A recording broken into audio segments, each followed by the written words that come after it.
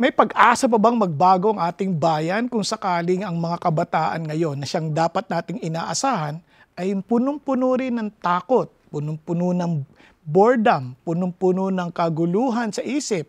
At minsan ang iniisip ay paano siya tatanggapin ng mundo. Kaya naman, lahat ginagawa na nila para lamang maging katanggap-tanggap.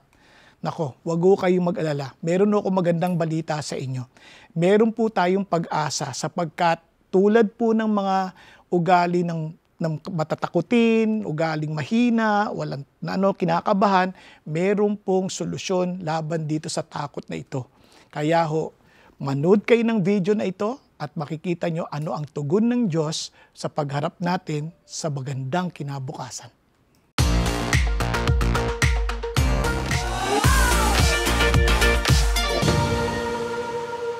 Now, sa tulad ng ating series, kung maalala ninyo, God empowers. Look at the words, influence that shapes generations. Hindi lang ho ito basta trying to influence the generation or trying to influence people.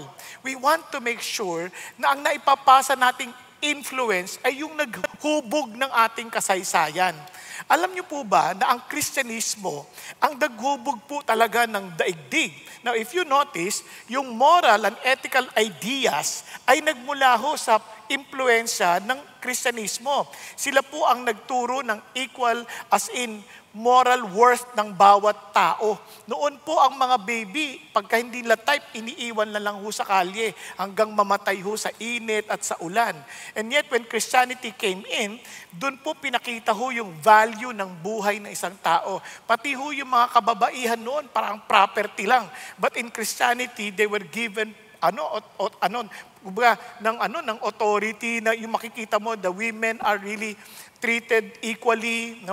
Kaya mapapansin nyo yung respeto pa sa kanila. And we valued compassion, charity, forgiveness. Lahat yun ang galing po sa ating pong impluensya. At dahil nga doon, yung bahagi ng yung morality sa mga rulers, no? Nagkaroon sila ng sense of accountability. Maging sa education and literacy, matutuwa ho kayo kasi ang mga Christians, they preserve yung copies ng mga ancient texts na kung saan yung knowledge na preserve during the turbulent times. At yung mga churches po, nag-start ng mga universities like Oxford, Paris University, Bologna, maging ang Harvard, Yale, Princeton, lahat po yan ay pinasimulan ng mga mananampalataya. And they push people to read. Kasi they have to read the scripture. Dati ang mga nobles lamang ang nakapagbabasa. The rest, wala na silang kaalam-alam, kaya nabibictimize sila. Don't maintindihan nyo, even sa art, sa music, na-inspire po sila because of the Gothic cathedrals, Renaissance, katulad nila Michelangelo, Leonardo da Vinci, sila Raphael, maging sa classical music, sila Bach, at ganun din si Handel, and makikita nyo kahit sa religious literature and poetry. Bukod, maging sa politics, politics and law, kasi ang natural law, na laws derived from moral principles, Christians ang nagsimula niyan.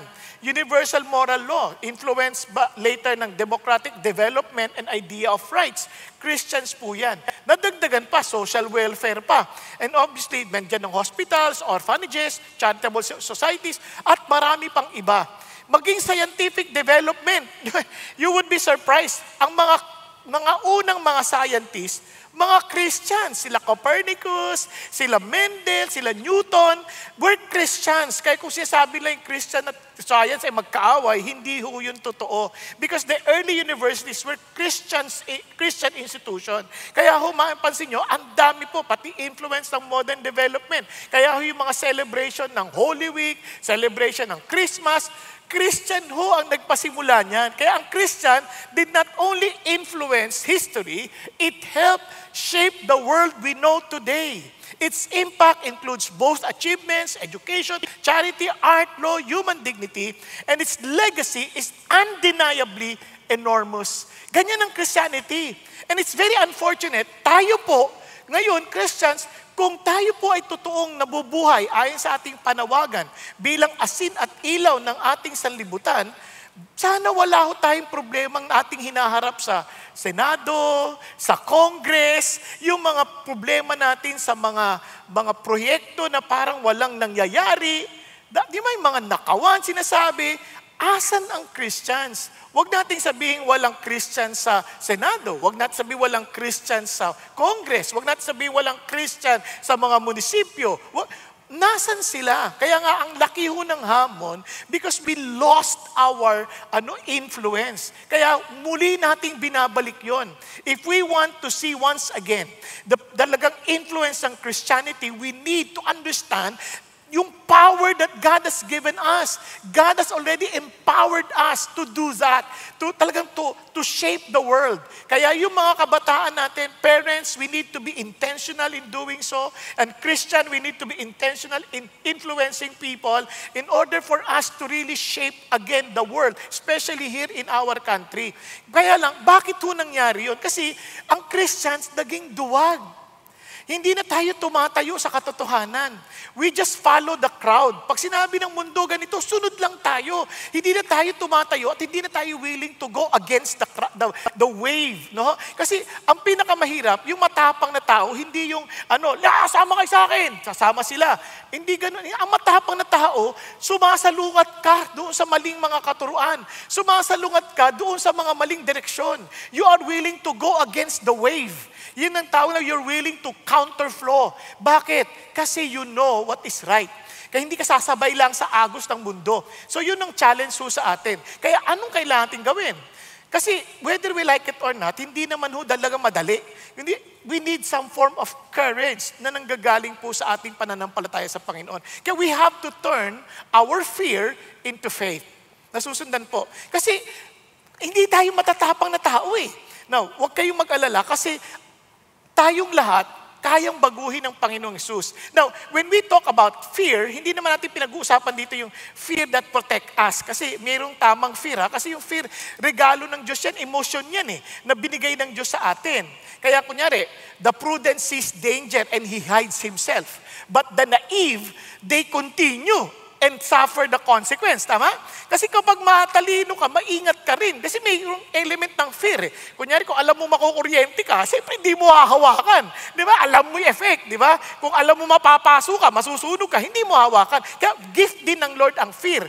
Kaya lang, yung fear na tinutukoy natin, ito yung fear na paralyzing. Yun, alam mo yun yung hindi ka na makagalaw. Katulad nung naalala nyo sa parable of the talent, na because I'm afraid of you. Sabi niya, I hid the talents. Naalala nyo yun?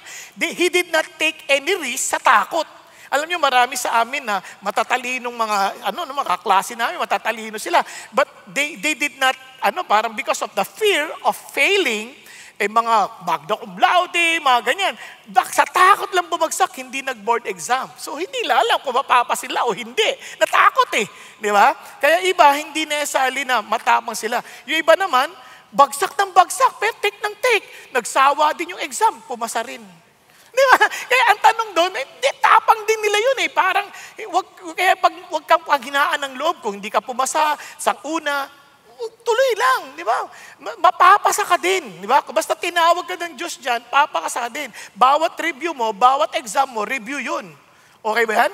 Kaya huwag ka mawawala ng pag-asa. So, ito yung nakaka-distort ng reality na minsan hindi na natin makita yung katotohanan kasi parang katulad ng mga 10 spies. Naalala nyo yung 10 spies sa Numbers 13? Di ba yung nakikita nila yung mga higante, nakalimutan nila yung pangako ng Diyos. Nakalimutan nila yung ganda ng lupain na binibigay ng Diyos sa kanila.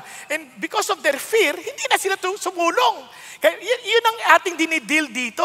And of course, yung doubt-causing fear na parang hindi na tayo nagtitiwala talaga fully sa Panginoon. Kaya sabi ng Panginoon sa Psalm 56, sabi ni David, when I am afraid, I will put my trust in you. Di ba? Fear in itself, hindi naman sinful yun But if it replaces trust, it becomes spiritual thief. Kasi faith, yung faith sa Panginoon, it pleases Him. The moment we lost that faith, hindi na siya mapiplease, di ba? Hindi na yun nakakatuwa. So again, meron din yung relationship damaging fear dahil sa takot natin, di ba sabi ng Bible, perfect love casteth out fear. So kung may takot siya, nasisira yung relationship. So hindi ka makasulong. Ngayon, meron pang isa, hindi ko na ilagay dyan, yung health hazardous fear. Bakit? Napag-aralan po nila sa John Hopkins, nagtataka ho sila, na yun daw mga matatakutin, mas madaling mamatay. Yung madaling maging anxious, laging worried. Kasi magkakamag-anak yan. Yung fear, anxiety, at saka worry, magkakamag-anak yan. Napagtanto nila, ang daling mamatay. Lakitan nila yun. Kasi nga, we are not designed to fear. We are designed to have faith in God. Kaya hindi dapat tayo nagpo-focus sa takot, kundi nagpo-focus tayo, yung fear dapat nagtatranslate sa faith. Nakuha po. Now, alam nyo, hindi lang dyan, pati ho sa effects of myofibrillar, sabi nila yung namamatay ho, yung sa puso, pag laging takot at laging ninenervyos, yan. Lagi daw ho yan, nagkikreate din ho sa problema sa puso. Kaya, grabe ang mga studies nila. Kaya naman tayo, hindi tayo dapat natutokso doon. Kaya pagdating nyo sa Halloween, huwag kayo magsusuot ng mga nakakatakot na bagay. Tinatanong nila sa akin, okay lang sumali. Kung yung mukha mo na nakakatakot na talaga, wala ka ng problema, di ba? Pero, joke lang. Hindi kasi, di ba? Parang hindi mo na kailangan magsuot. Ano ba yan? Di ba? Ang punto, ganito. Kumbaga, bakit mo tatakutin ang sarili mo? Di ba? Dapat maintindihan mo yung na ayaw ng Diyos yun. Ang gusto niya sa atin is for us to always be relaxed, trusting Him. Kaya naman, sabi nga ni Pastor Marty kanina umaga, ang ganda-ganda, sinare niya maraming Christians, hindi na sila makapag-disciple, hindi na sila maka-impluensya ng tao, o kaya matulungan ng ibang tao na mahango sila sa kanilang kasalanan because of their shame. Natatakot sila, mapahiya. Matatakot silang ma-reject. Natatakot sila, yung baka magka-problema sila. Kasi naalala ko, kahit na yung mga tao, ayaw nilang tumayo na dahil nga sa takot eh. Halimbawa lang, sino mga estudyante rito? Estudyante? Sige, magkibaya. Nag-aaral ka naman, di ba? O, sino nakakaalam ng masamang mangopya? Masamang mangopya. O, sinabihan niyo ba yung mga classmates? Oy, masama yan. Sabi niyo, hindi. Bakit? Kasama ako dun eh. Bakit na? Di ba? Kasi tatakot natin na hindi na nila ako kakaibiganin. Hindi na nila, ayoko na, mangungopya na lang ako. Better to cheat than to repeat. Mga pa sinasabi nila eh. Kaya nagkakaroon sila ng cheating arrangement. Di ba? So, ibig sabihin, dahil sa ayaw lang magka-problema. May mga negosyo, maglalakad ng business permit. Alam nyo, minsan sasabihin nila, kapag hindi ka kapag hindi ka naglagay, tatagal eh. Hindi, sa totoo lang, kung hindi tayo tatayo, wala na magbabago talaga. Kaya naalala ko yung kaibigan ko, nag-apply siya ng business permit. May inutusan niya yung tao niya. Sabi sa munisipyo, wala bang binigay yung amo mo? Wala po. Bakit wala? Binabalik yung papel. Tapos, the following day, bumalik na naman yung mama, pinabalik ng boss eh. Wala pa rin dala. Wala pa rin dala. Pinaalis na naman. Pinabalik na naman the following day. Sabi, wala pa rin dala. Halika na nga rito, tapusin na nga natin yan. So, tinapos na. Tapos tinanong sa labas, magkano binigay mo? Wala. Wala! Tinanong niya, sagot nila, agad. Di ba? Bakit? Ang isip nila, kailangan may maglalagay para may mangyari. Ang totoo niyan, kailangan may tatayo para may mangyari. Para magbago yung ating sitwasyon. Kasi kung hindi tayo tatayo, paano na? Di ba? Kailangan pa ba natin ng tulfo? Ano ba? Kailangan natin ng Diyos. Kailangan natin ng mga matatapang na Christian, willing to sacrifice, willing to stand on the truth, di bali magka-problema. Dahil alam ko, my God is greater than my problems. Amen? Kaya napaka-importante, takot tayo mag-fail. Takot tayo that we miss out the best things of our lives. Pero we are not willing to pay the price. So the challenge to us now is we need to translate our fear to faith. Kahit naalala ko, ako may scholarship ako nung nag-aaral ako, maniwala kayo, ayoko bumagsak sa school. Nagkasakit ako, hindi ako nakapag-take ng periodical exams. Importante yun, midterm na yun eh. Biro niyo pong, sabi ng teacher ko, di bali bigyan kita ng special exam. So binigyan niya ako special exam, huwag ka na mag-review, kaya mo yan. Ang problema ko, wala ako nung period ng yung section na inaaral na yun. Pagdating ko doon sa exam, sabi ko, hindi ko talaga masagutan. Ako lang mag-isa sa room. Andyan yung mga libro. Hindi ko masagutan. Nag-pray ako. Lord, tulungan mo ako dito. Binuksan ko yung libro. Answered prayer. Sinagutan ko. Pero ang kakatawa ang Diyos, pag uwi ko, magka-quiet time ako, sabi ng Lord, the Lord hates cheating. Sa lahat naman ng pagkakataon, yung pa yung nabasa ko, Living Bible, Proverbs chapter 11, the Lord hates cheating. Sabi ko, nginig ako, Lord, tulungan mo ako, kailangan ko aminin na nandaya ako, di bali ng bagsak ako, di bali na mawala yung scholarship, nakakahiya to. Pagdating sa school, lumapit ako sa teacher ko, Ma'am, patawarin niyo po ako. Anong ibig sabihin? Kasi ma'am, binigyan niyo na ako ng special exam. Tapos, nandaya ho ako eh. Nagbukas po ako ng libro. Di ko kasi alam talaga yung lecture. Di ko nabasa. Kaya binuksan ko po. Huwag niyo na hong pansinin yung exam ko. Nakatulala siya. Bakit po kayo nakatulala? Meron pa palang ganyan? Ano ibig sabihin? Ikaw lang nakita kong tapat na magsabing nandaya ka. Huwag kang mag-alala, sabi niya. Hindi ko na, formality na lang yung exam mo eh. Kilala na kita eh. Actually, may grade ka na eh. Sabi niya, bakit may grade na ako? Mandadaya din to ah. May grade na raw ako eh. Sabi niya, hindi ko na kailangan exam mo. Kumbaga, kinuha ko na yun sa mga earlier quizzes mo. Kinuha ko na sa mga recitations. Nakita ko na. Kaya alam ko kung sino ka. Alam ko kung anong dapat grade sa'yo. Kaya sabi niya, tapos dadagdagan pa kita for honesty. Grabe! Diba? May Diyos eh. Nakuha ninyo, may Diyos. Kaya minsan, alam lang nating magtiwala talaga sa Kanya. Kaya yung fear natin, yung Kanyang instruction, sundin lang natin. Di ba? Kaya nga po, buti na lamang po, tayo po, di ba kasi, may mga bayaning binigay ang Diyos sa atin na para malagpasan natin, paano nila hinandle yung fear nila para magtiwala sila sa Panginoon. Kaya ngayon, pag-aaral natin si Timothy. Kasi si Timothy po, kung isipin ninyo, ang tatay niya, Grego. Ang nanay niya, Hudyo. So doon pa lang, medyo mahirap na yung kanyang hinaharap to minister. Tapos, pero inalagaan siya ni Pablo. Dinisciple siya ni Pablo. At napaganda, sinasama siya ni Pablo sa missionary journey. At kanya pong inassign para mangalaga sa church in Ephesus. Kanya lang, medyo may malaking problema si Timothy. Papakita ko sa inyo. Sabi niya, Paul, an apostle of Christ Jesus, by the will of God, according to the promise of life in Christ Jesus. Sabi niya, eto ako si Paul. Noong may ministeryo ko, kasi ito ang kalooban ng Diyos sa akin. At ang sentro is because of the life God promised to everyone through Jesus Christ. To Timothy, look at how he ministers. My beloved son. Amazing. He treated Timothy as his spiritual son. Ganyan ang discipleship eh.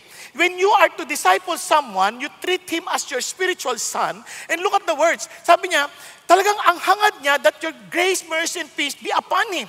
Now, ito po. I thank God whom I serve with a clear conscience the way my forefathers did. As I constantly remember you in my prayers night and day. Now, tingnan niyo po you don't need to look for another Timothy in your life. Just look at your children if you're parents. Doon pa lang Timothy na eh. O kaya kung babae yan, Timothea. Di ba? Now, pag-isipan niyo mabuti. I pray for you day and night. Now, sa mga parents, how many of you pray for your children day and night? Sa mga parents, di ba? Iilan lang biro nyo, anak na natin yan. Hindi pa natin pinagpe-pray day and night.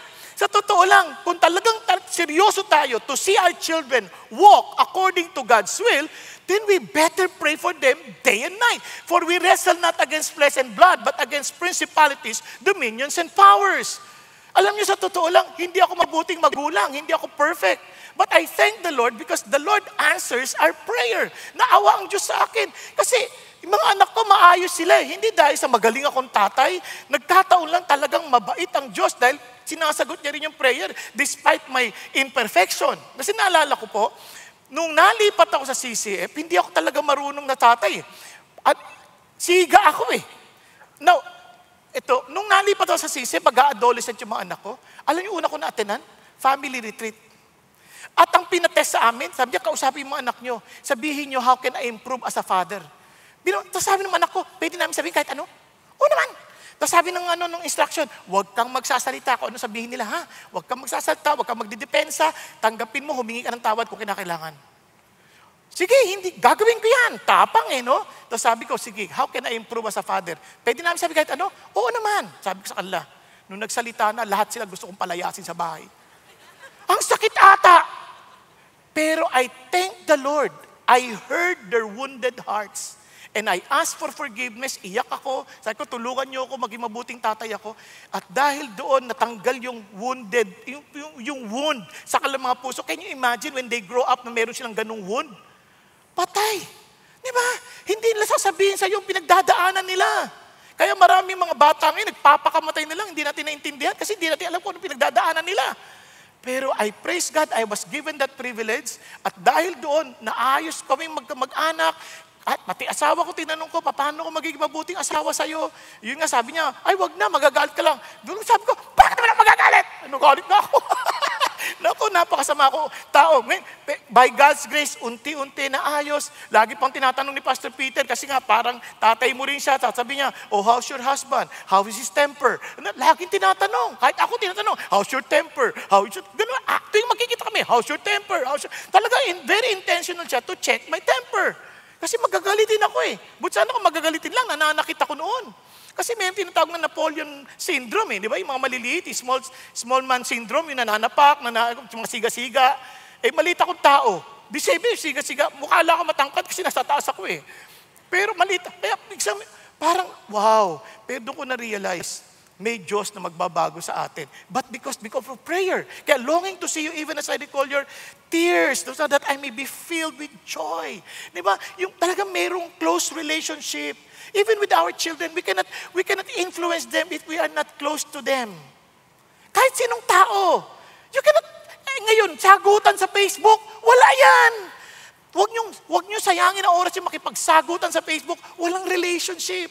You are prone to be misunderstood. Kasi sila magkikreate ng tono eh. Pag nagbasa sila, kahit ang ganda-ganda sinasabi mo, lalagyan lang ng masamang tono yan, sira ka na. Galit na kayo sa isa't isa. Kaya sabi ko, as Christians, wag tayo doon sa social media. Let's go and meet with these people. Talk with them. Be close to them so that we can influence them. Amen po? Kahit si Jesus, He has to intentionally pass by Samaria para makausap niya yung Samaritan woman. Bakit? He has to minister. Talagang face to face. Ganun ang Panginoon Diyos. And alam niyo ba si Timothy? Tingnan nyo, yung personality, matatakotin si Timothy. Para maintindihan nyo, mabilisan lang. Tibit ang kanyang personality.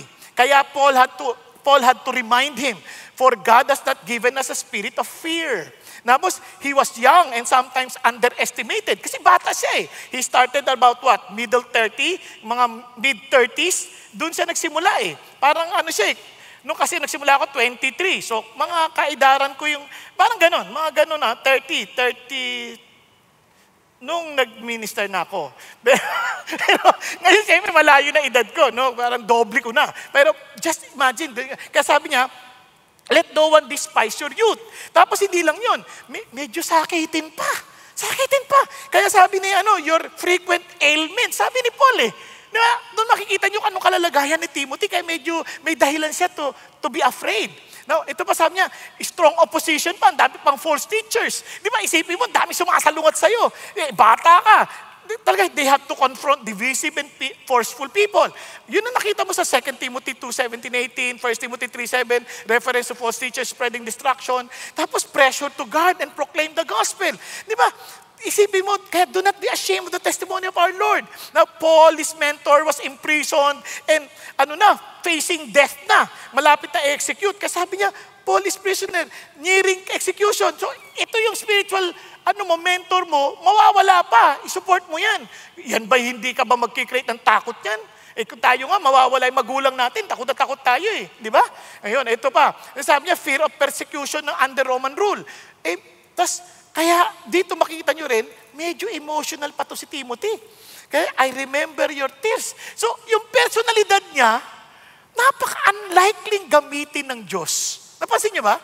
Yung kanyang personalidad, yung parang matatakutin na, paano gagamitin? And yet, tulad din natin, God is not looking for strong man.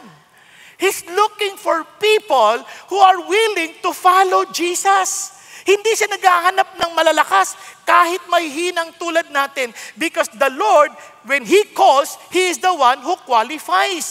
He's not looking for qualified individuals. Okay ba yan? Pakisabi sa katabi mo, pili ka rin ng Diyos. Huwag mong maliitin ang iyong sarili. Huwag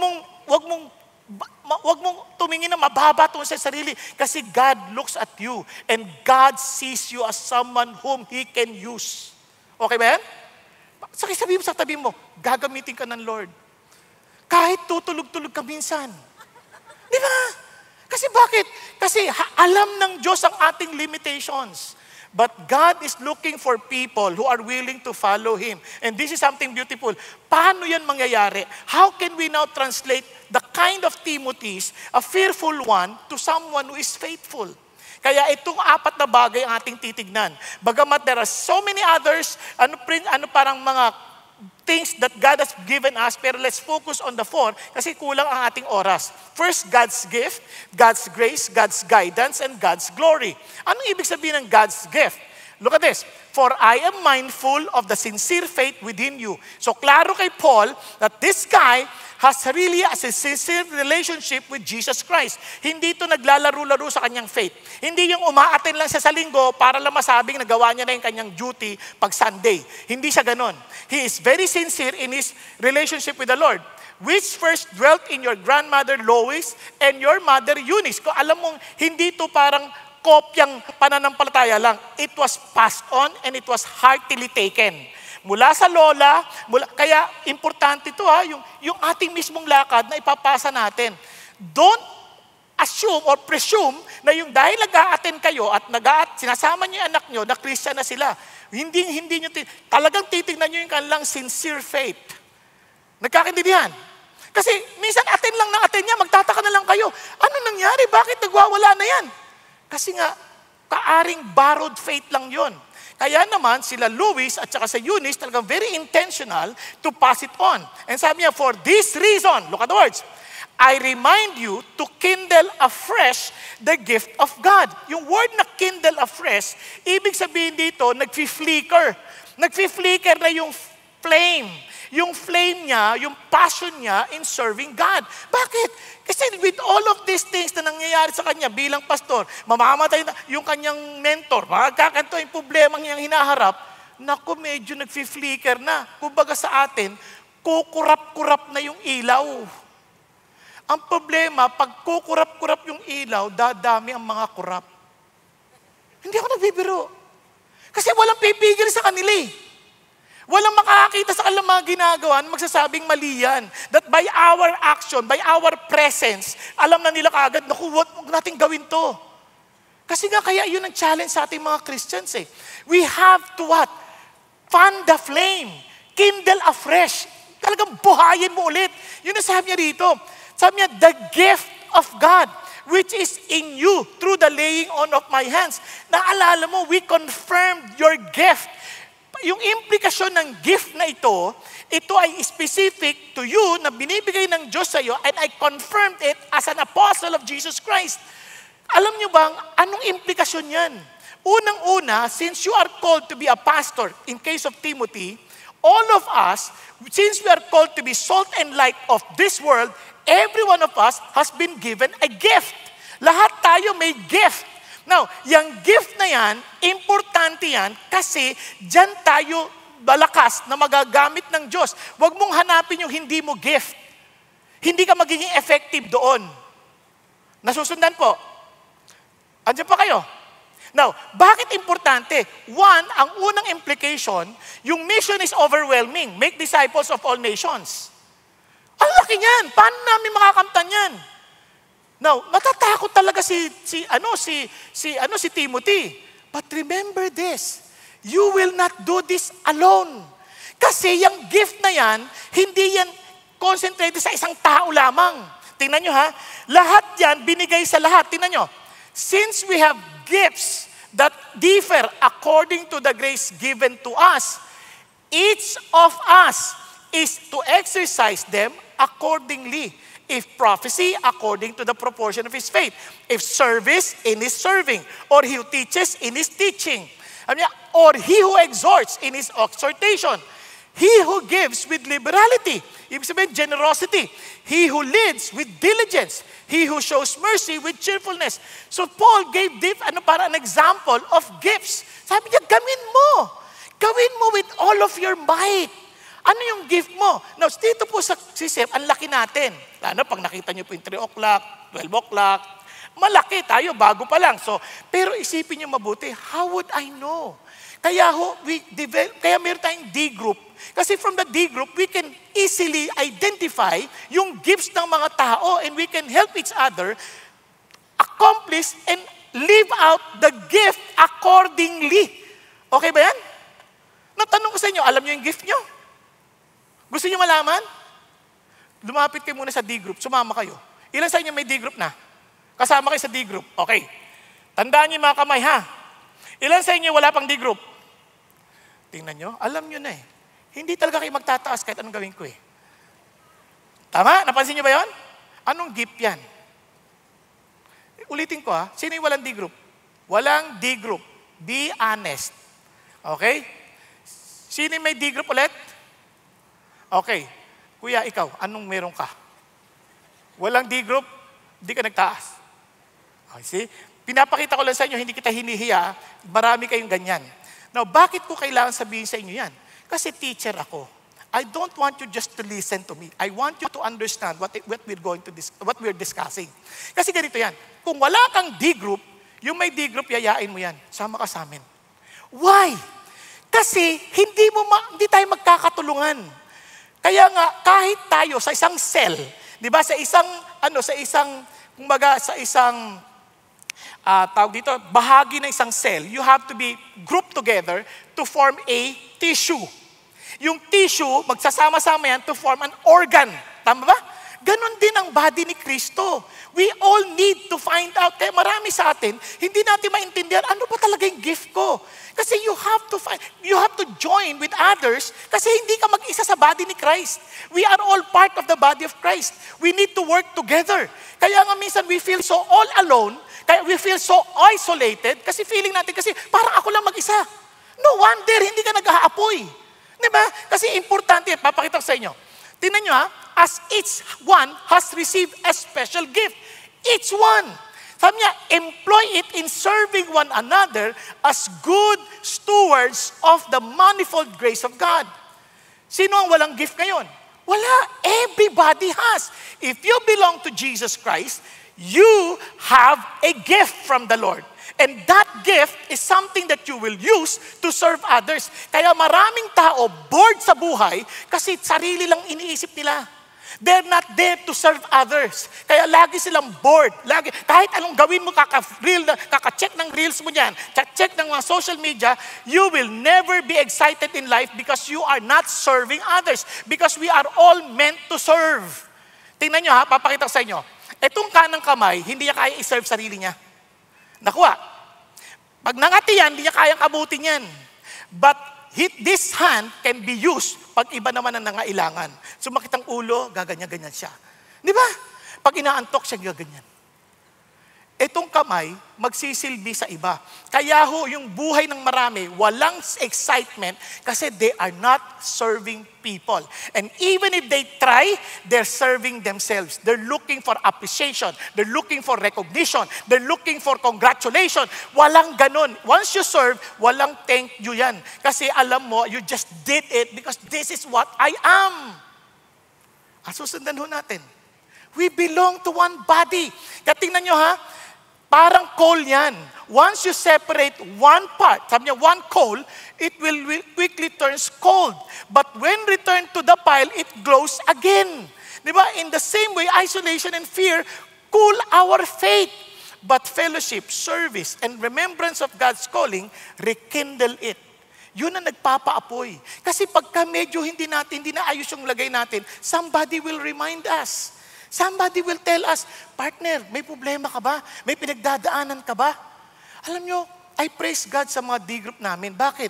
Kasi sa D-group, nakikita mo yung blind spot mo eh. Kasi kapag akala mo okay ka na, unless somebody tells you, mamali ka. Kaya ngayon, ang tao, tinan nyo ha, alam nyo hindi la alam mag-serve. Sabihin na natin, mag-post ka ng mo sa social media. Ang hinahanap mo, likes. Ay, kukunti nag-likes. Totoo lang, nag-post ako. Mami, bakit isa lang nag-like sa akin? Kapatid ko pa. Bakit tayo naghahanap ng ganon? Kasi nga, we're not serving people, we're serving ourselves. Kaya we always feel frustrated. Kaya nga, Christianity, hindi niya, alam ng Diyos ang ating design. Kaya when He designed us, He gave us gift to serve people. Nagkakaintindihan tayo. Kaya ho, tingnan nyo yung katabi nyo. You want to be excited in life? Then find out your gift and do it accordingly. And do it in the body of Christ. I encourage you to join small groups para makilala nyo. Now, sabi niyo, ayoko sa small group, puro hipokrito doon. That's right, you need there. Para masabihan mo silang hipokrito sila. At kung hindi ka pa rin kontento, at least kulang pa sila isang hipokrito. Di ba? Kailangan ka doon. Kasi ang hipokrito, hindi yung nagkukunwari. Ang hipokrito, alam mo yung tama mong gawin, hindi mo ginagawa.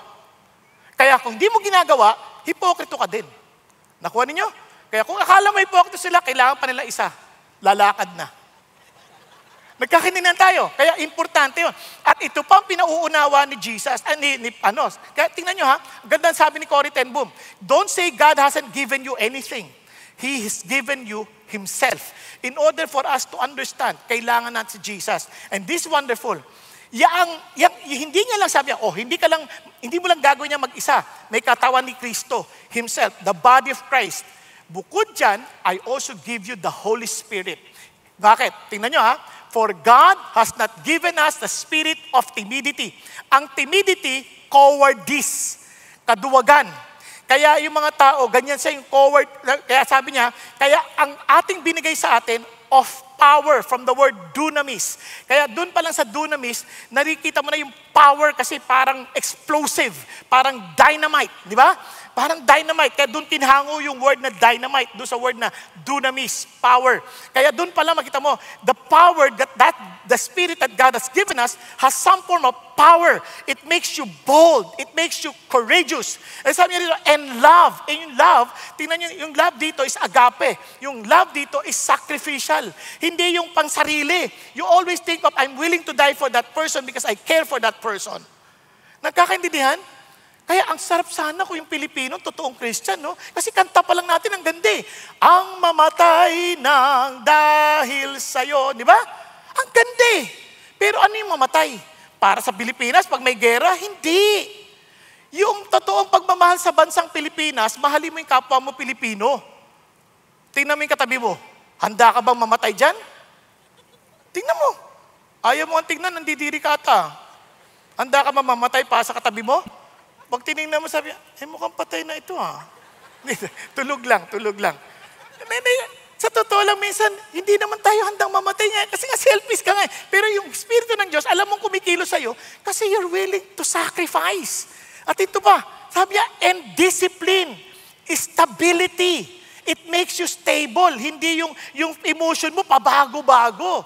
It makes you talagang, kasi mayroon ka ng level of commitment. Kasi, immature people, they always act based on feelings. Ang mga mature na tao, they act based on commitment. Kaya may stability. Di ba?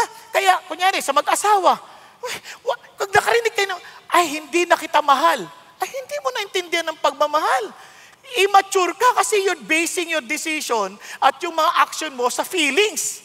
Kasi dapat, yung commitment mo, I vowed before God, I made this commitment that we will be together forever, 'di ba? In health or in goodness or in badness or whatever it is, 'di ba? Sa totoo lang, yun ang commitment ko kaya walang iwanan dito. Nakuha? Kaya doon yung makikita yung joy ng pagsasama kasi you're growing. Maintindihan mo, kaya pala binigay ito sa akin. Kailangan kong makita yung galing ko. Di ba?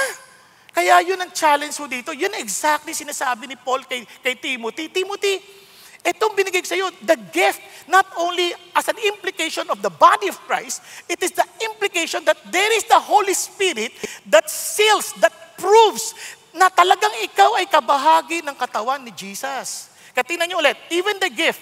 Sabi niya, now concerning spiritual gifts, brethren, I do not want you to be unaware. Ano sinasabi niya? Now there are varieties of gifts, but the same Spirit. But to each one is given the manifestation of the Spirit for the common good. Nakuha ninyo? Kaya yung gift na yan, importante yan. Kasi it proves that there is the Holy Spirit living in you. Without the Spirit of God in us, we can never please God. Wala. In fact, we are still in the flesh and we are doomed to punishment. But if the Spirit of God is in us, alam mo kaagad, I belong to Jesus. Di ba? Kaya nga doon mo maintindihan kung bakit ka biglang nagsisilbi. Kaya ang Christian, masayahing tao. Kasi they are living according to their basic design from God. Okay? Now, tingnan nyo pa po. Kaya may isang mama, nagpe-pray, Lord, gamitin mo naman ako. But don't move me out of my comfort zone. Minsan kasi, Lord, gamitin mo ako pero wag mo na akong babagabagin. Dito lang ako ha. Hindi ko kaya yun eh. Sa totoo lang, God's gift rarely operate in comfort zones. They grow in courage zone. Ulitin ko. Sa courage zone. Kaya walang comfort zone. Bakit? Kasi kapag nandun ka, hindi ka magde-develop. Kasi comfort destroys potential. Nakakaintindihan po? And in fact, yung problema is the mother of all inventions. Bakit na-invento mga bagay-bagay? May problema eh. Kailangan bigyan ng solusyon. Kaya ang lalabas yung galing na meron na binigay ang Diyos sa atin kasi alam natin na merong Diyos kaya kaya natin harapin kung ano man ang problema. Kasi kung hindi magiging problema, kung madali lahat, hindi na natin kakailanganin ng Diyos. Nakuha po? Kaya nga sabi ni Billy Graham, the will of God will never take you where the grace of God cannot keep you. Di ba? Kaya ito ang sabi ni Paul. Kaya naman, who has saved us and called us with a holy calling?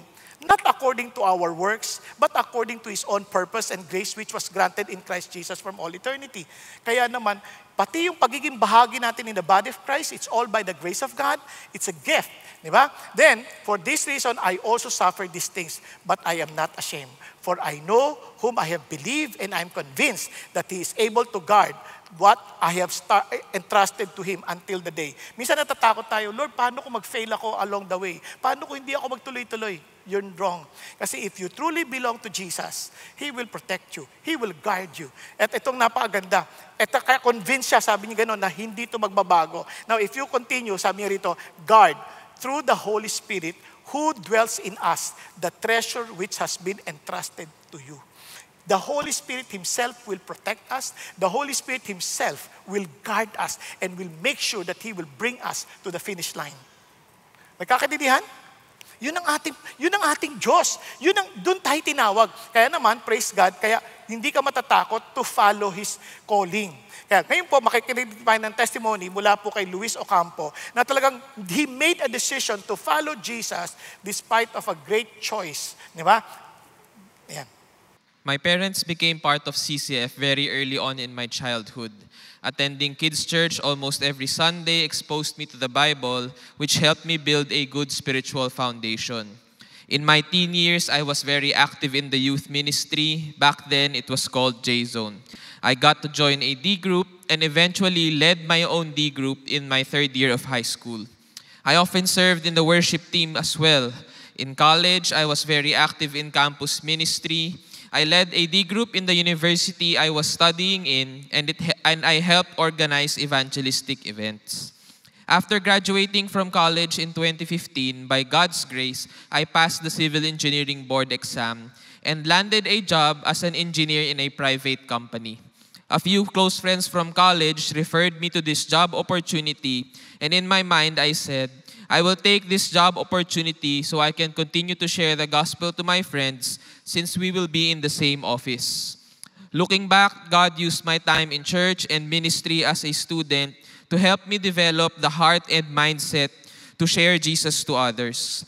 As I spent time in this workplace, I also met a few Christians from other churches. I discovered that they were organizing a regular Bible study, and to my excitement, I immediately joined them and eventually helped them run the Bible study. We would often invite our office mates who did not have a relationship with Jesus yet. As I did my best to serve God in my workplace, I still had a longing in my heart to disciple students. At first, I thought I was simply missing my days as a student doing ministry on campus. But I continued to seek the Lord and surrender the desires of my heart to Him. In time, my prayers led me to ask, Lord, what do you want me to do with my life? I am glad that I am able to work here and make you known, but why do I not feel at peace? Shortly after I started praying, I had a surprising conversation with Pastor Glenn Obligacion, the overseer of CCF North EDSA. which was the CCF satellite where my parents and I have been attending and serving together. Pastor Glenn asked how I was at work and so on. Then he mentioned that Elevate North EDSA was in need of another full-time campus missionary, and he asked me to pray about applying for it. I was shocked, and all I could say was, "I'll pray about it po, Pastor." When he left, I was still surprised, and I asked God if this was His answer to my prayer. CCF's fasting week came, and I took this opportunity to seek God more about His direction for my work. I was honest to God about some fears and doubts that I had, and I had questions like, what would my family say?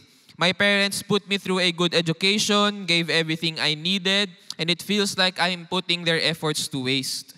What would my friends say? We were just starting to grow in our careers. It's too early to quit.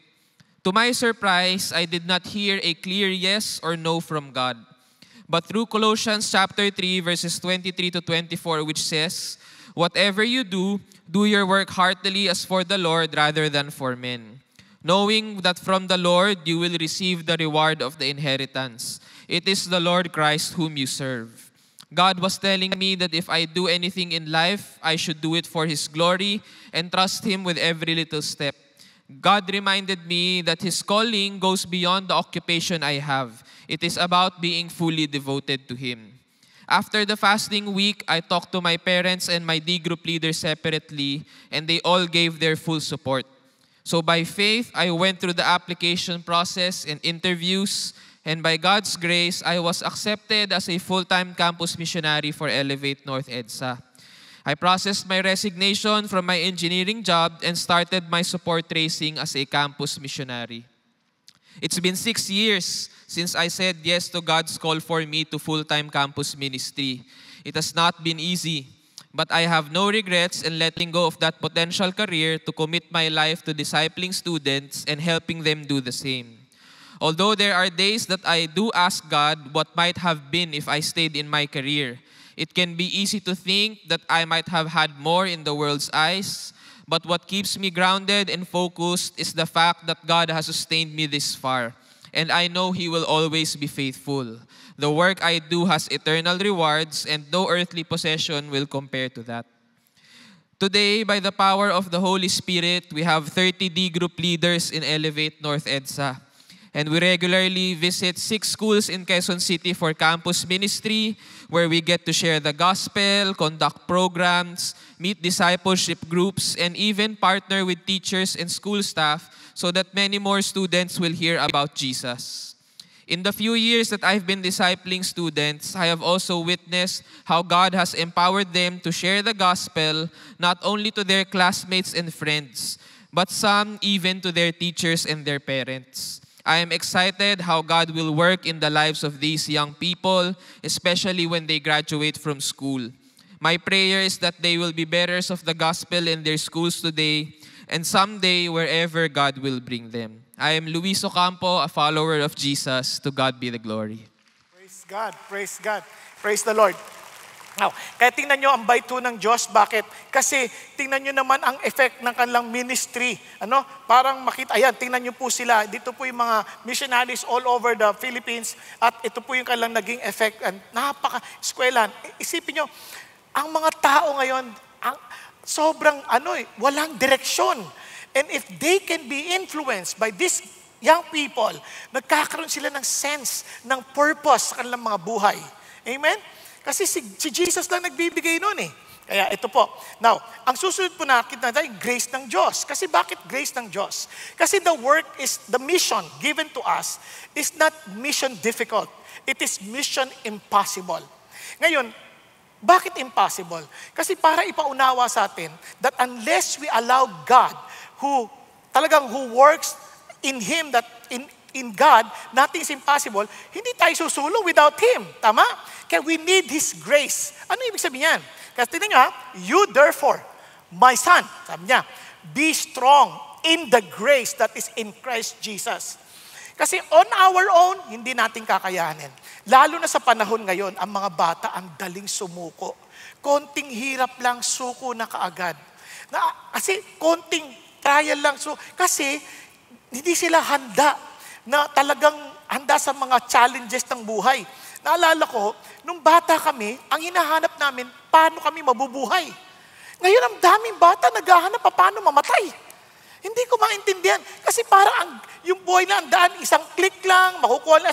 Noon, hinahabol kami ng aso para gumawa lang ng assignment.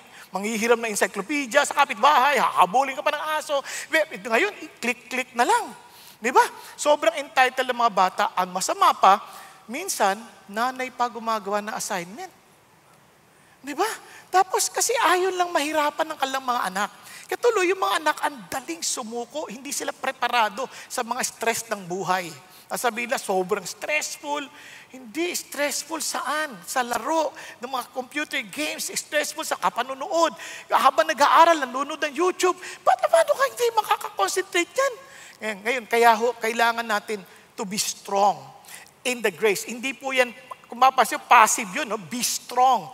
God will strengthen us. We need to keep on asking for His strength na para ma-overcome natin yung mga temptations, ma-overcome natin yung mga challenges, kasi yun ang panawagan natin. Kaya sabi ng Lord, bakit? Kasi to influence, Paul gave us a very good strategy. The things which you have heard from me in the presence of many witnesses, ibig sabihin, yung mga naririnig mo, alam ng lahat, hindi ito sikreto. Hindi ito parang alam ng lahat. Many witnesses, yung narinig mo, ipapasa mo lang. Hindi naman kayo mag-iimbento pa, ipapasa. Yung mga natutunan mo, yung natanggap mong mensahe, ipapasa mo lang. Now look at this. At least, if you want to influence and shape the world, 4 na generation. Si Paul to Timothy. To Timothy, to faithful men. Faithful men to others who will teach all others also, di ba? Kaya importante yun. Kasi 4 na generation. Ngayon, kung i-invest mo lang naman yung buhay mo sa mga taong ito, siguraduhin mo na ito magiging faithful din sa dulo. Otherwise, wag mo sayangin ang buhay mo. Kasi isa lang ang buhay natin, ang bilis data. Ang bilis ng panahon. Pag-isipan ninyo, nagsimula ako 23 years old. Parang kailan lang. Ngayon, 60 na ako. Parang ang bilis ng panahon. Yung iba, hindi na alam pati yung word na 60. 30. Na-joke lang. Sa mga hindi nakakaintindi nun, 60 ka na. Ang bilis ng panahon. Noon, ang tatapang natin, pa hindi tayo napapagod. Pag aakyat ka, parang kayang-kaya mo. Ngayon, iniisip mo palang umakyat, masakit na tuhod mo. Wala ka pang ginagawa. Di ba? Parang ang sakit na ng likod, ang dami na masakit. At kailan ka magpipigkatama yung sabi ni Ecclesiastes when will you serve the Lord? Pag yung ngipin mo, wala na, tapos magsasabi mo, mahal ka ng Jesus. Hindi ka na maintindihan. Ano kung nangangatog na yung tuhod mo, hindi ka na makakapunta sa dapat mong puntahan. While we're still young. Kaya nga sabi ni Paul, since we are not here forever, then make sure you influence. He's not asking you to go to the multitudes. He's just asking you to have a Timothy, and Timothy with faithful men others. Nagkakaunawaan po, maging pangarap nating lahat yan. Lord, bigyan mo lang ako ng at least 4 na generation. Pag namatay ako, may magtutuloy-tuloy pa. At least 4 lang, Lord. Nakuha po, mas bata sa atin, tinuturuan natin. Kaya huwag nating sayangin ang ating buhay. Simulan na natin sa ating mga anak. Simulan na natin sa mga kamag-anak. Simulan na natin kung ayaw nila, mga kapitbahay. Because if we influence them, can you imagine the kind of country we would have? Wala na hong moral strength Kaya ito ang kailangan natin, na maipasa natin talaga sa kanila, yung kapangyarihan na nanggagaling sa Diyos. Kaya naman, hindi yan madali. Kaya sabi niya, suffer hardship with me as a good soldier of Christ Jesus. No soldier in active service entangles himself in the affairs of everyday life so that they may please the one who enlisted him as a soldier. And a soldier, dito pinapakita yung focus. Kasi in this world, ang daming distraction. Napansin nyo, tinext ka lang, ha? Tinext ka lang. May reels. Pag pindot mo ng reels, pagtingin mo, hindi naman pangit. Kaya lang, tuloy-tuloy na. Wala nang tigil. Biglang magkugulat ka, ay, ubos na yung oras. 6:00 na ng gabi. Hindi pa ako nakapagluto. Di kumain kayo ng reels. Diba? Pag-isipan nyo mabuti, ang daming distraction. Distraction sa kung ano, may barkada pang tatawag sa'yo, maglalaro kayo ng computers. Ang hirap. Pero kung grasya ng Diyos, the strength of God, no, sundalo ko ng Diyos. And it's a privilege because not everyone is enlisted in the army of the living God. Even if you do apply in the AFP, hindi kayo lahat tatanggapin. You will undergo testing and training, and some of them will give up. But God enlisted you and me, not because we are strong, but because our God is strong and has given us the Holy Spirit to do so. Nagkakaintindihan po, we're so privileged. Now, hindi lang yun. Sabi niya, also, if anyone competes an athlete, he does not win the prize unless he competes according to the rules. Itong athlete, aside from being disciplined, alam nila yung rules. And they try to talagang understand the rules. And talagang ini-stress pa nila yan. Alam nyo noon, naglalaro din kami ng basketball kahit maliit ako. Now, naalala ko may mga rules. Yung dating traveling noon, hindi traveling ngayon. Ngayon, bakit? Kasi as they understood the rules, mayroon pang gather step na tinatawag. Pag gather ng bola, pwede ka pang umistep. Lalayo ka pa, at titira. Kung sa panahon namin yan, daya na yon. Pero if you look at it, because they understood the rules well, they took the rules to take advantage, to win. Not to cheat. Di ba? Kahit si James Harden, kung nanonood kayo ng NBA, yun yung malaking balbas. Di ba? Amazing yun. Nung una, para ang daya nun. Because he understood the rules, siya mismo nag-initiate ng foul, kaya lusot siya yung pinakamaraming free throw ginagawa. Kaya binago na naman nila yung rules. Di ba? Kasi nga, ang ibig ko sabihin, sa maraming mga competition, if you only knew the rules, ay, kaya mong i-stretch, kaya. Kaya, ang daming Christian, alam niyo, hindi makaminister. Puro bawal. Bawal yan, bawal yan, bawal yan. Tika muna, sino nagsabing bawal yan? Tingnan ninyo, kailangan ang Bible mo, kailangan wala sa telepono, kailangan yung book form. Ha? Bakit? Kasi ang Bible na nasa digital form, hindi yan totoong Bible. Anyari? Paano kung memorize ko yung Bible, di wala akong hawak? Nagre-recite lang ako, bawal yun? Kailangan daw yung original nasa book. Ang original hindi nasa book, nasa tablet. Alam mo bang si God ang unang gumamit ng tablet? He wrote the 10 Commandments sa tablet. Kaya noon pa lang may Apple na, iPad. No, ang punto ko, huwag tayong masyadong legalistic sa mga bagay na hindi naman talaga sinasabi ng Diyos. Di ba? Meron pang, kunyari, Halloween. Anong gagawin namin sa Halloween? May nagtatanong bawal yan, bawal yan. Alam nyo ba yung Halloween? Kaya dati nang ginagawa nila yan para sa mga multo, sa mga demonyo. Pero yung Christian, ginawa nila yan para maabot din yung mga hindi Christian. Kaya nag-Halloween sila, ang tawag dyan, All Saints Day. Kaya lang over time, dahil hindi na rin alam ng mga Christians, ginamit ulit ang demonyo. Kaya yung mga santo, may saksak sa ulo ganyan. Diba? Puro duguan. Hindi ang totoo niyan. Those Christians were martyred because of the truth that they believed in. Nakalimutan na ng tao yan. Kaya ano na ating gagawin? Kung kayo magtatanong sa akin, dalawa lang ang lagi niyong tatandaan. Is it glorifying to God? Will somebody else among the brethren be stumbled? Kung meron, hindi ko na lang gagawin. Are you following? Pero ang punto, understand the rules. Kaya even Paul was using what? Their own poets. The 13th God. Sabi niya, you see, you have the unidentified God. And that is the God I want to preach to you. And sabi niya, even your own poet says, in Him we live and have our being. He knows the rules. Kasi Jesus, iba-ibang paraan niya ng pag-evangelize. Basta He knows the rules. Are you following? Walang, kaya minsan di na tayo maintindihan ng tao. Pati yung words, biruin nyo, ayaw natin gamitin yung potluck. Wala namang pot bless sa dictionary. Kaya magdala kayo ng pot bless. Ano yun? Meron pa nagsabi, huwag na tayo maglaro ng badminton. Masama yan, badminton. Dapat good minton. Kaya tuloy yung mga Christian parang out of this world na eh. Bakit? Because they don't know the rules. Understand the rules. The point is we want to engage. Are you following? We want to engage. Kaya naman, sabi niya, be an athlete. Daw, hindi pa lang yun. Ito pang hamon niya, the hardworking farmer. Yung hardworking farmer, talagang gagawin nila lahat. But this is the blessing. You can expect a reward. Because the hardworking farmer will be the first to receive his share of the crops. Nagkakaintindihan? But in all of this, isang sigurado ko, they are all disciplined, hardworking, focused on the goal, focused on the mission, because they serve the living Christ. Nagkakaintindihan? Now, tingnan niyo po, remember, sabi niya, Jesus Christ risen from the dead, descendants of David according to my gospel, for which I suffer hardship even to imprisonment as a criminal, but the word of God is not imprisoned. Ano sinasabi ni Paul?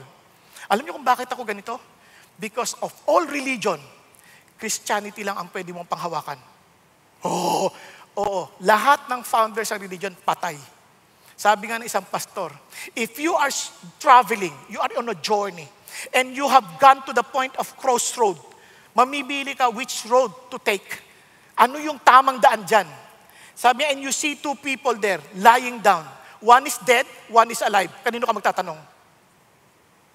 Siyempre sa buhay.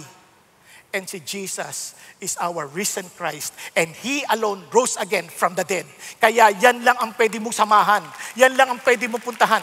Kaya nga, if you deny that fact, which you can even research historically, archaeologically, alam mo na tama itong pinahawakan mo. Kaya pag dininay mo pa, kasalanan mo na yan, because there is no other who can really prove na talagang siya lang ang pwedeng magligtas sa atin, but Jesus Christ. Nagkakaintindihan po? Kaya yung pinangahawakan nating pananampalataya, kaya mong seryosohin. Kaya ang mga Christians noon, handang mamatay because they knew that Jesus Christ is alive. Kasi Paul is a very good example. He used to bring Christians to prison, pero nakita niya si Jesus, baligtad siya. Siya na ngayon ang willing to go to prison and to be executed. Naintindihan?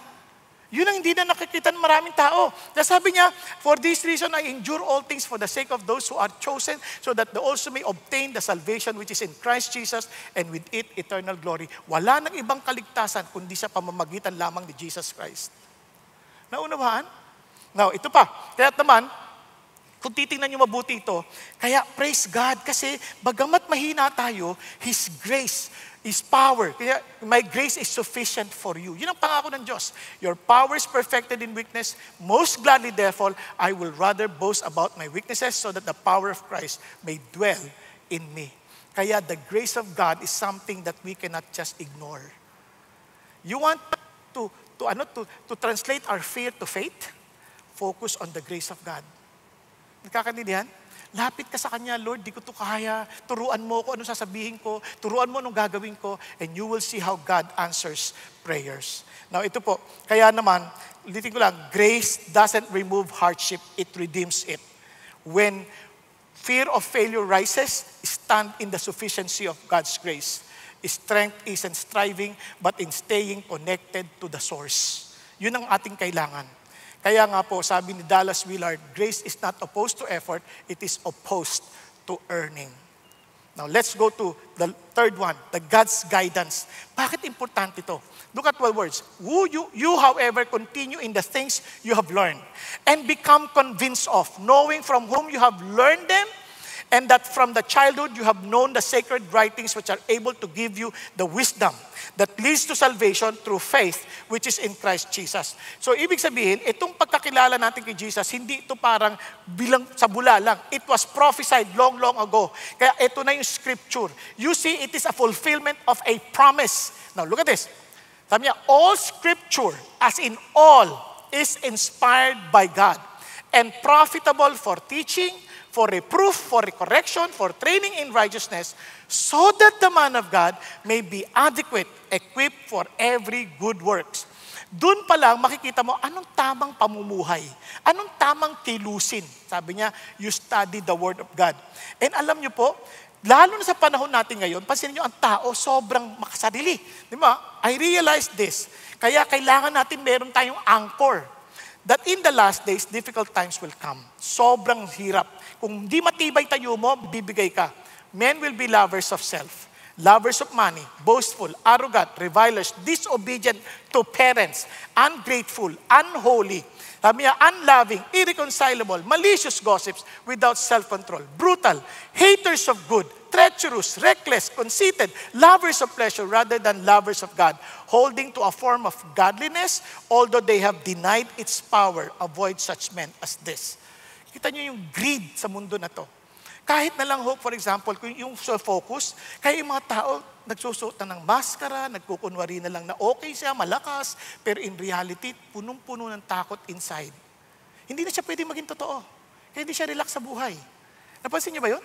Kaya pansin niyo, pag nagpo-post, laging hanap lang yung parang, kailangan tanggapin niyo ako, kailangan tanggapin niyo ako. Pero kawawa, kaya ang daming mahina ang emosyon. Mahina, laging nalulungkot. Kaya ang daming taong ganyan ngayon. Kaya magugulat ka, nangyari to? Bakit nangyari to? Nabalitaan ako kamakailan lang, naawa ako. Batang-bata, ang kasi naman na bata, nagpakamatay lang, ganun lang. Sabi ko, ano nangyari? Walang masabihan, walang mapanghawakan, walang angkla ng salita ng Diyos. Tingnan niyo mga tao ngayon, magwe-waits para lang Tapos, wala, kasi simula pa lang, tingin ng tingin sa lamin. Malaki na, wala pa. Kasi simula pa lang eh. Taon ang binibilang niyan. Ako ang tagal ko na nagwe-waits, ito pa rin ang lumalaki. Bumababa. Ano? Di ba? Ang punto ko, we exercise para hindi maging cute tingnan. We exercise to be healthy. Naintindihan? Kasi hindi ko sinasabing hindi natin kailangan mag-alaga ng katawan. Kasi totoo, kasi hindi yung pansarili. Alam nyo, kala ko, kaya ko na yun. Buti na lang may salita ng Diyos. Nung nagpipreach ako, lagi sinasabi ng asawa ko, sweetheart, huwag ka na ng mukha kasi ang pangit eh. Hindi mahalaga kung pangit ako, ang mahalaga, magandang balita. Yun ang sinasabi ko sa preaching, ganyan. Pinalabas sa TV yung preaching ko. First time, nakita ko yung sarili ko. Ang pangit! Sabi ko, patayin nyo yan, patayin nyo! Pinapatay ko talaga yung TV. Sabi niya, nagtatawag pa yung asawa ko, tanoronin si Mrs. Si Bong, nasa TV. Patay mo, huwag kang magtatawag! Tapos, hindi ko maalam, nire-reply the following day yun. Pagbukas ko ng TV, yun na naman. Pero eksakto, sabi niya, kahit pangit ako, ang mahalaga yung magandang balita, ay iyak ako ng iyak. Sabi ko, Lord, sige, mag-aayos na po ako. Hindi ako mag-aayos para lang maging gwa. Kundi ayokong hindi sila manood ng TV dahil ang pangit yung nagsasalita. Kaya mula noon, sabi ko, Lord, mag-aayos ako para sa inyo. Kaya naghilod na ako, nagpagupit. Kaya kahit po paano, pumusyaw-pusyaw na kasi talagang kinaskas ko ng sandpaper. Para lang, kasi siyempre gusto mo rin makinig yung tao. Diba? Kaya nag-ayos ako ng barong. Dati kasi para akong Electrolux, di ba? I gonna knock on your door, di ba? Haba-haba na kurbata. Parang wala. Talagang, pero ang bait ng Diyos, hindi pang sarili, kundi para sa Panginoon. Bakit? Tingnan nyo ha. Ito napagtanto nila when you read the Bible. Nag-aral sila, nagkaroon ng survey for 400 participants ha.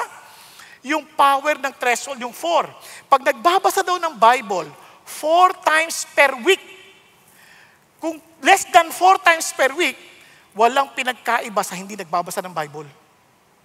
Grabe. Kaya sabi niya, at least 4 times and more para makita mo yung changes.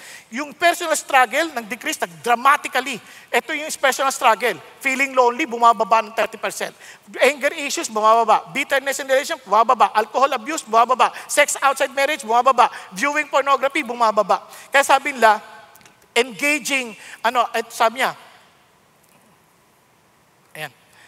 engaging scripture 4 or more times a week makes you less likely to engage in destructive behavior and more likely to live with joy and purpose.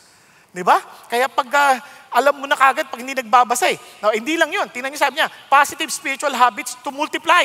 Kaya pati yung mental and emotional health. Now, tingnan niyo po, ayon sa kapag-aaral din, kapag ikay nagbabasa lagi ng scripture 4 times at as in weekly, sabi niya, 228, more likely to share their faith with others. Kaya maraming Christian ngayon hindi na nagsishare ng pananampalataya sa iba.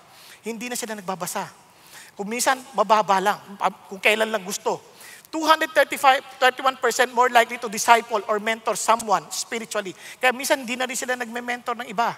Kaya hindi lang magagawa yung sinasabi ni Paul, Timothy to faithful men to others. Hindi lang gagawin, hindi lang binabasa eh. 407 more likely to memorize scriptures regularly. Kaya hindi na rin nila alam kung ano yung scriptures, yung verses, hindi nila alam. Bakit? Hindi nila binabasa yung Bible. Hindi ko natatanungin kung ilang beses yung binabasa yung Bible in a week. Kasi para wala namang mapahiya sa inyo. Halata naman. Kayo na nakakaalam. But I challenge you. Ako ang target ko, 2.5 times mababasa ko yung buong Bible a year. 2.5 times a year in different versions. Para naintindihan ko kung ginagamit, niloloko nila ako, alam ko kagad. Bakit? because I try to master the Scripture as much as I can. Kaya friends, listen to this. Make Scripture your first response, not your last resort. The more you know God's promises, the less power fear holds. Kaya sabi niya, therefore do not be ashamed of the gospel, of the testimony of our Lord. Diba? Kaya when fear creeps in, remember, keep moving forward in obedience. God guides us as we go, not before we move. And finally, God's glory. Now, itong napakaganda. When Paul was about to die, itong sabi niya, I'm already being poured out as a drink offering. And my departure has come. Di na ako. Kaya sabi niya, I have fought the good fight. I have finished the course. I have kept the faith. I was faithful. I'm faithful to the very end. And look at what he said. In the future, there is laid up for me the crown of righteousness, which the Lord righteous judge will award to me on that day. Not only to me, but also to all who love His appearing. Na, ilan ng mga Christians ngayon excited to see Jesus? Iba, gusto ko na dumating si Lord. Bakit? Ang dami kong problema. Hindi yung gusto ko nang makita si Lord. Yung nagtatalo ba yung puso mo na parang gusto ko na kay Lord pero gusto ko pa rin mabuhay because I still need to help others to grow in their relationship with God. Yun yung sinasabi ni Paul for me to live is Christ and to die is gain. Nagtatalo. But obviously, pag wala kang ganong desire, you don't understand what it means to be a Christian. Akala mo lang, we're just becoming religious, but not in personal relationship with the Lord. Para yung mag-boyfriend. Gusto mong makita kagad yung kasintahan mo. Excited ka. Hindi yung parang, okay lang kung nandyan, okay lang, wala. Hindi. Kasi kung talagang totoo yung relationship, hindi ka papayag na hindi ka ma-excite. Kami, asawa kong tagal-tagal ko na, hindi ko na makita maghapon, namimiss ko eh. Di ba? I want to see my wife. Kailangan ko pa rin magtrabaho. Nakuha niya, asawa, tagal ko nang kasama yan. Kaya alam mo may relationship na maayos. Hindi yung pag nasa bahay, dito ka pa, ba't ikaw maalis? Diba? Ito pag tinatanong, aalis ka ba ngayon? Oo. Ano, ka uwi? Hindi ka pa nakakalis, pinauwi ka na. Diba? Ganun yung relationship na maganda. Naunawaan po? Kaya ito, alam niyo bakit kayo excited? Namo kasi, sabi ng Lord, the suffering of this present time, wala yan. Wala yan in comparison to the glory that God will reveal. Yun ang isang excitement na meron tayo. Now, before I end, gusto ko marinig ninyo yung testimony ni Pastor Marty. Pero bago ko siya tawagin, kaya naman itong si Paul, lagi sinasabi kay Timothy, with all of this in mind, I want you to be ready in season or out of season to preach the gospel with great patience. Di ba? Bakit? Sabi niya, kasi remember, we have to do the work of the evangelist and fulfill your ministry dahil time will come, people will no longer listen to the sound doctrine. Hahanapin lang nila yung masasayang bagay, mga nakakatawang bagay, hindi na yung katotohanan. Naintindihan po? Kaya ito na po si Marty. Maikli lang to, huwag kayong mag-alala. Alam ko na tumitingin na kay sarili nyo, pero gwapo naman to eh, kaya okay lang. Okay, Marty. Thanks, Pastor Bong. So kaninang 9 a.m. and 12 noon when I spoke, I shared my story of how God called me to go full-time. Nangyari to when I was in high school. So ito yung picture ko nung high school ako. Pakita mo lang, Pastor Bo, kung gaano ako kapogi noon. Ginagaya ko po si Patrick Garcia dati, pero kahit anong gawin ko, ding-dong abansado talaga yung itsura ko. But anyway, kidding aside, when I was in high school, that's when I received God's call in my life. Merong pastor na pumunta dun sa small church where I was part of, hindi pa CCF yun. And talaga na-inspire ako kasi yung message niya was about being used by God. So sabi ko talaga, I want God to use my life. And then yung challenge ng pastor na yon, sinabi niya, some of the people who are here listening, God is calling you to go full-time. And talaga na-feel ko yung presence ni God talking to me and telling me, Marty, I'm calling you. I want you to serve me. I have a specific calling in your life. So tumayo ako. 3 lang kaming tumayo nun. Because I wanted to say yes. Sabi ko, Lord, I want to say yes to your call in my life. Pero may fear ako kasi 14, 15 years old lang ako doon. Hindi ko alam kung talagang anong mangyayari in the future, kung may blessing ba ako from my parents, anong gagawin ko in the future. Hindi naman ako ganun ka-skilled. So I was really praying to God and I said, Lord, I want to serve you. Nandito to sa puso ko, pero hindi ko alam anong mangyayari. Now, He confirmed that calling a year after. When I was reading the Bible, I came across this verse in Acts 20:24. Ang nakasulat po sa verse na to, I do not consider my life of any account as dear to myself, so that I may finish my course and the ministry which I received from the Lord Jesus Christ to testify solemnly of the gospel of the grace of God. Eventually, ito yung naging life verse ko. And it's as if God was telling me, Marty, I have a great plan for you. Say yes, follow me, commit your life to me, and I want to use you for my glory. And then after 25 years of saying yes, nag-say yes ako nung time na yon, sabi ko, Lord, gamitin niyo ako, hindi ko alam ano mangyayari. After 25 years, I became a full-time worker eventually. And then this year, God allowed me to see this. Nung Move Conference, itong picture na to, na thousands of young people dito sa conference na to, they committed their lives to Jesus to make disciples in the campus. Praise God talaga. Alam niyo, nung nakita ko to, nung nangyari to dun sa conference, sabi ko, Lord, totoo nga, you'll never regret when you say yes to God. When you say yes to God's call in your life, you'll never regret it. You will never regret stepping into faith to God's call in your life. And I believe all of us, tinatawag din ni Lord, hindi niyo pagsisisihan yan pag nag-yes kayo sa calling ni Lord sa buhay niyo. Maraming salamat. Thank you, Pastor Bo. Praise God. Praise God. Amen po. Tayo pong lahat ay yumuko at pumikit sandali. Mga kapatid, I know the Lord is speaking to all of us. Ang pag-asa ho talaga natin is somehow we would be able to influence the younger generation, the people younger than us, na makita natin that we would be a Paul to them at sila'y maging Timothy sa atin. And Timothy, that they will also influence faithful people who will teach others also. Pero alam niyo po, grasya lang ho yun ng Diyos. Yes, we might have different gifts, but one thing for sure, we are all called to make disciples. Yun ang tiyak ako. Whether ang gift mo is singing, gift mo is serving, gift mo is generosity, kung ano man yun, lahat yan gawin natin na hindi natin nanineglect yung making disciple because it is a calling and a mandate given to every followers of Jesus Christ. Kaya naman sa oras na ito, if God is speaking to you, una, if you have no relationship with Jesus, lahat ng ito walang saysay. Wala tong kwenta sa'yo, walang dating to sa'yo, wala kang pakialam dito. But somehow you know deep within your heart na ikaw ay pagod, wala kang pinupuntahan, and somehow nakita mo yung boredom sa buhay mo, you feel so empty, no purpose at all.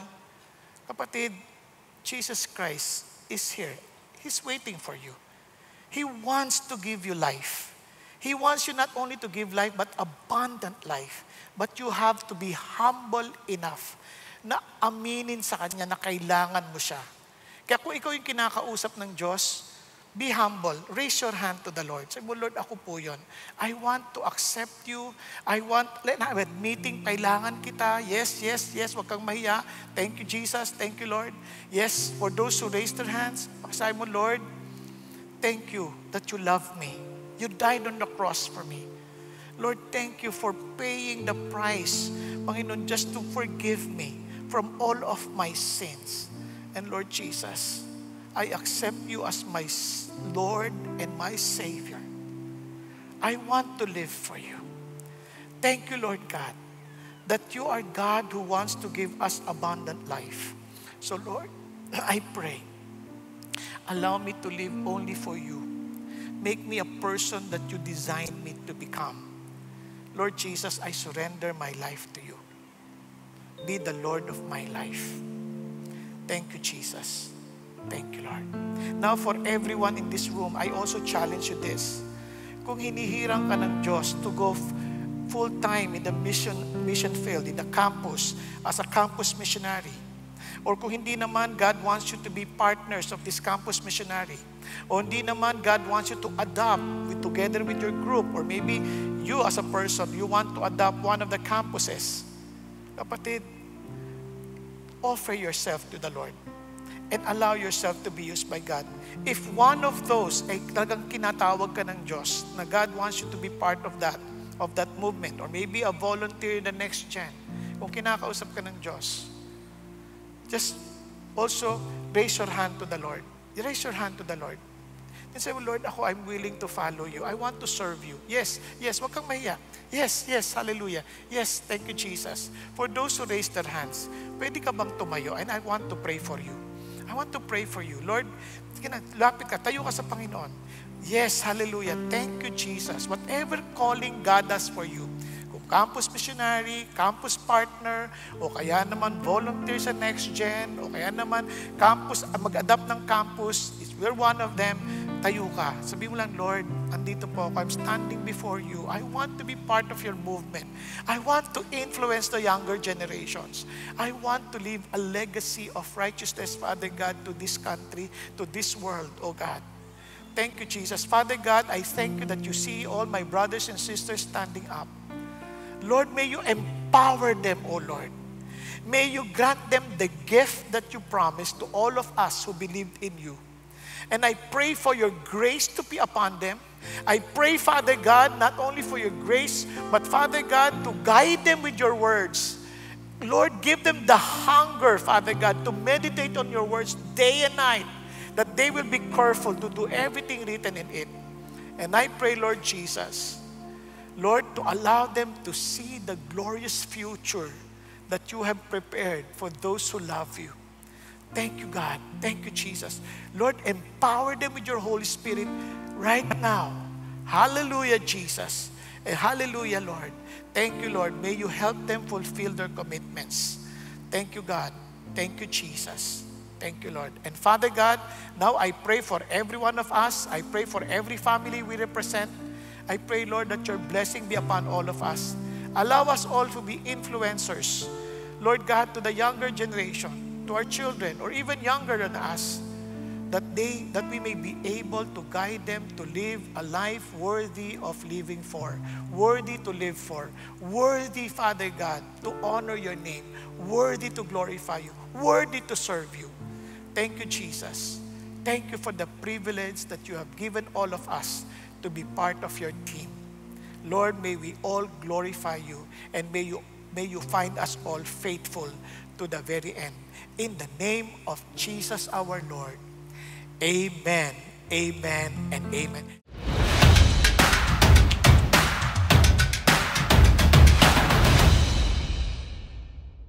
Happy Youth Month, CCF family. Welcome to CCF Sunday Fast Track, where you ask real-life questions and we give you biblical truths. Ako po si T. Josa mula sa Elevate Ministry, at makakapanayan po natin ngayon ang ating speaker na si Pastor Bong Saking upang sagutin ang inyong mga katanungan. Magandang araw po, Pastor Bong. Magandang araw, Tej. Praise God po sa message nyo kanina tungkol sa overcoming our fears sa pamamagitan ng pagtitiwala sa ating Panginoon. Handa na po ba kayo para sa ating mga katanungan? Sa abot ng makakaya. Praise God. Para po sa ating unang katanungan, Pastor Bong, sa tuwing kami ay naghahanap ng godly guidance, maliba kung kami ay maghahanap ng kasagutan sa Google, YouTube, TikTok, or ChatGPT? Alam mo, sa totoo, kung maghahanap ka rin lang naman ng guidance sa Diyos, hindi ka usapin mo na si God. Di ba? Ngayon, God can use so many other avenues, no? Siyempre, as you do your quiet time, as you listen to the message, di ba? Minsan, from the counselors, the wise counselors that you respect, gagamitin yun ng Diyos. And kung sakali man lang may nabasa ka, di ba? At somehow it touches you. At logically parang the Lord is directing you to do that. Nabasa mo lang dahil sa nagbabasa ka ng ChatGPT o nakikinig ka ng YouTube. Bakit hindi? Pero hindi yun ang batayan. Kasi kung tatanungin mo si Chat, siyempre ang sasagot lang sa'yo based sa research, di ba? Based sa lahat na mapupuntahan niya mga sites na makukuha niya ng information. Kaya ang talagang tatanungin mo, si Lord pa din. And ang ganda nito, si God nangungusap. Sabi nga ng Bible, di ba? My sheep know my voice and they follow me. So the Lord speaks to us. Para naman po sa ating pangalawang katanungan, paano naman natin malalabanan ang tukso at mamuhay ng may disiplina sa sarili? Ayan. Alam mo, maging sa Bible, sabi niya, I keep your law in my heart that I may not sin against you. So habang lalo tayo nagme-meditate ng salita niya, that alone is a discipline, no, to develop. Kasi yung habit yan eh. So, kaya magdidesisyon ka dyan, choice mo yan. Kaya ngayon, dun mo simulan. You keep on meditating on His words. That yung word kasi is the sword of the Spirit. Yan lang yung pang-depensa at pang-opensa. Kaya kung alam mo yan, siyempre may panlaban ka. In fact, when Jesus Christ was tempted, ganun din. Ang sagot niya lagi, pag sinasabi ganun, are you really the Son of God? If you're the Son of God, turn this stone into bread. Ano sagot ng Lord? It is written, man shall not live by bread alone, but with every word that proceeds out of the mouth of God. Tapos ginamit ulit yung word. Sabi niya, kasi sabi niya, the Lord will give his angel concerning you. Di ba? Ganun. Kulang. Out of context. Kaya sagot ng Lord, it is written, ulit na naman, you shall not test the Lord thy God. Di ba? Tapos pati sa worship. Lahat ng yon ang sagot ni Lord, salita niya. So importante yon. We meditate on His Word and that will help us to develop a spirit, habit of discipline. Kasi doon pa lang, simula na yun eh. Yung pagbabasa pa lang, simula na yun. Okay, so kailangan bumalik tayo sa salita ng Diyos. Yes. Praise God. For our third question po, Pastor Bong, nabanggit niyo po na andyan ang Holy Spirit para tayo ay tulungan. Pero paano naman po natin malalaman kung galing sa Holy Spirit ang direksyon o tulong or mula lang sa sarili natin itong mga desisyon? Yan, napakagandang tanong yan. Kasi sabi sa John, sabi ni Jesus, you know that it's the Holy Spirit because the Holy Spirit will glorify me. Yan sabi ni Jesus. Kaya alam mo, pag ang nag-glorify si Jesus, alam mo Holy Spirit yung nagdadala sa'yo.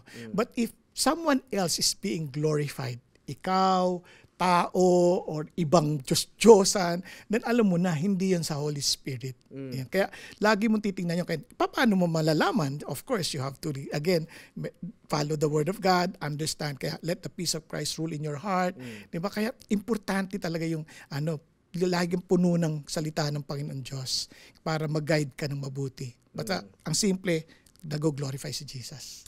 Amen. Thank you, Pastor Bong.